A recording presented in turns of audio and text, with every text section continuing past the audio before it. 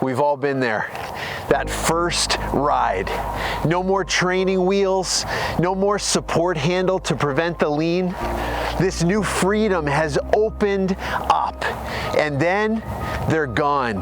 They're going faster than they can walk, and soon they're riding faster than they can run. You ask any preschooler or any kid in kindergarten, and they'll tell you there is no feeling like riding a bike for the first time.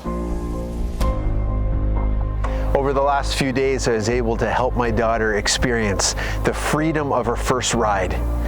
Each day, she got a little more confident. First, getting started by herself, then using the brakes, then even tackling some slight inclines. The week just couldn't get any better. Mission accomplished. All 3 girls could finally ride a bike. It was a proud dad moment.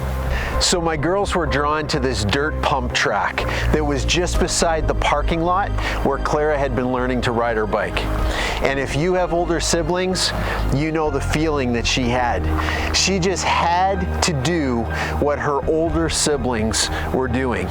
And so because of the incredible week we were having and all of the wins, I thought, hey, let's take on another challenge. I call it the Dirt Pump Track Challenge, with a 6-year-old who's only been riding a bike for 3 days. So we actually went around the track quite slow the first time, and the sisters were cheering her on, and they were so excited. They said, hey, we've got to video this so we can show Mom when we get home. So the second take, we took off, and she started to go a little faster this time, and she was pumping those little legs, and I was running along to keep up. And then we came around a few corners, went up a few bumps, and it seemed like things were going okay. On the back half of the track, that's where we went up a larger hill, and her tire turned, and I thought for sure she was going to go head over heels on the handlebars, but instead I was the one that found myself flying through the air and trying to do a tuck roll, and as you can see, it didn't work out so well.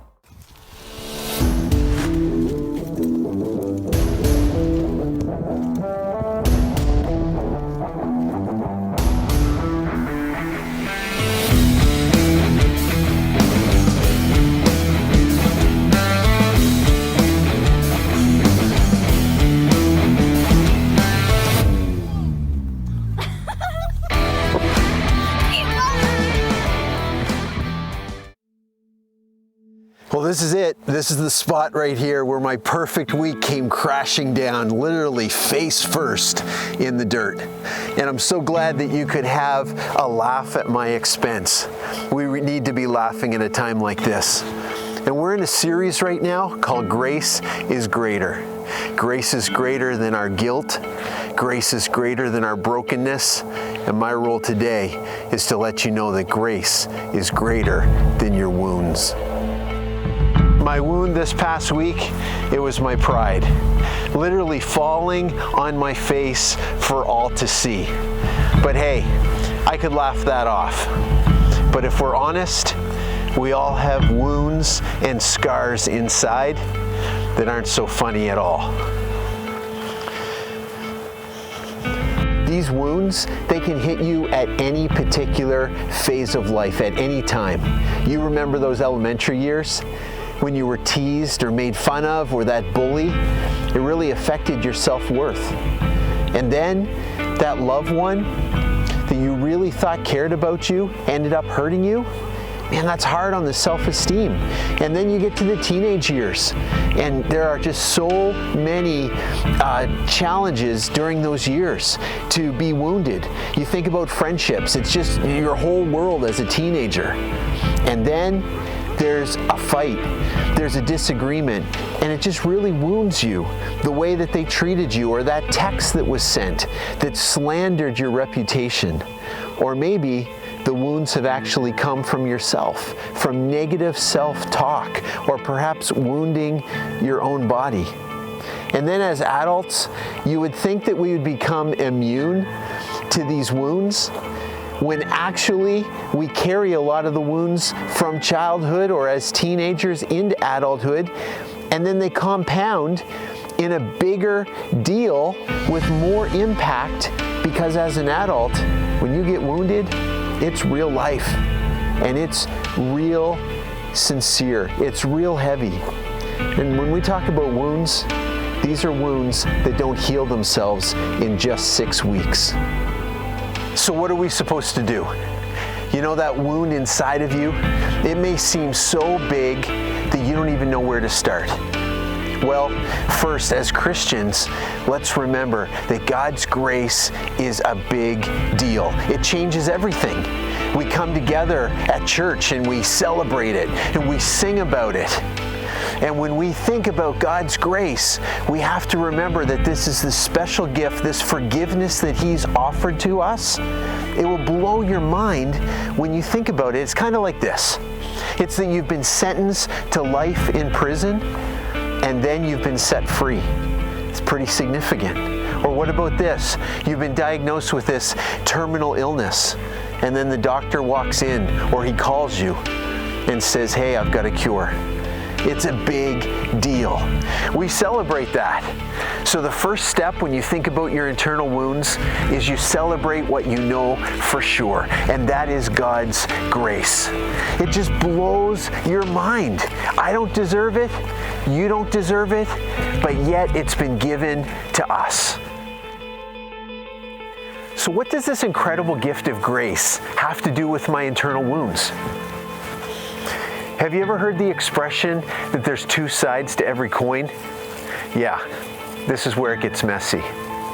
We all love grace when we're on the receiving end. We love to talk about it. We love to sing about it.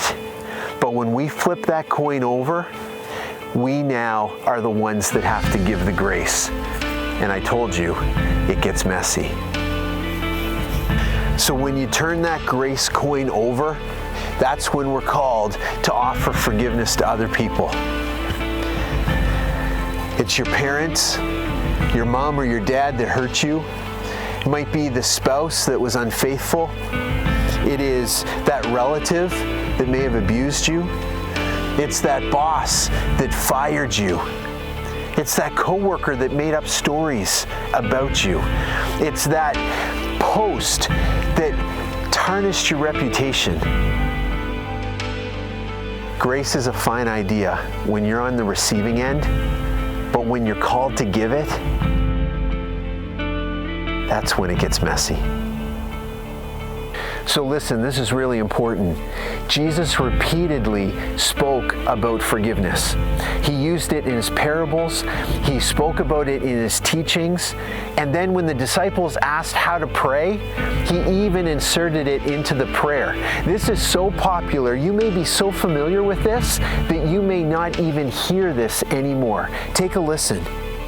Right in the middle of the Lord's Prayer, it says, "Give us today our daily bread, and forgive us our debts, as we also have forgiven our debtors." You may have even memorized it as this: "Forgive us our trespasses, as we forgive those who trespass against us." Does that ring a bell at all? Do you recall that? It's right there in that popular prayer. This is the other side of the grace coin that I'm talking about. It has two sides. And then Paul comes along, and he was a follower of Jesus, and he wrote much of the New Testament. And in the book of Ephesians, he repeats this essential principle. Ephesians 4:32, he says, "Be kind to one another, tender-hearted, forgiving one another, even as God in Christ forgave you." Hey, tender-hearted is the opposite of being cold-hearted. Have you ever met any cold-hearted people? Well, when you talk about tender-heartedness, it brings up these images of being warm and kind and responsive, opposed to hard and frozen and unbending. I told you this gets messy when you flip that other side of the grace coin over. Don't you wish that he had have said, "Forgive one another as your conscience dictates," or "Forgive one another just as much as you feel like it," or even "Forgive one another just as common sense sees fit"? He instead, as he usually does in his biblical writings, brings it all back to Jesus being our gold standard.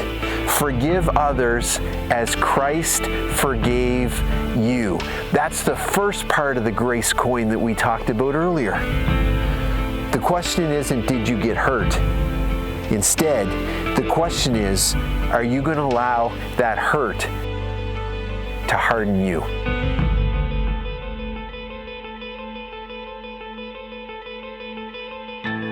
So what would it look like if we offered grace to each other? If we accept the grace given to us and then we begin to offer it to other people? It would look like the training wheels, leaving my daughter's bike, and the freedom that she had as she rode away. I want that freedom for you. And grace is always greater.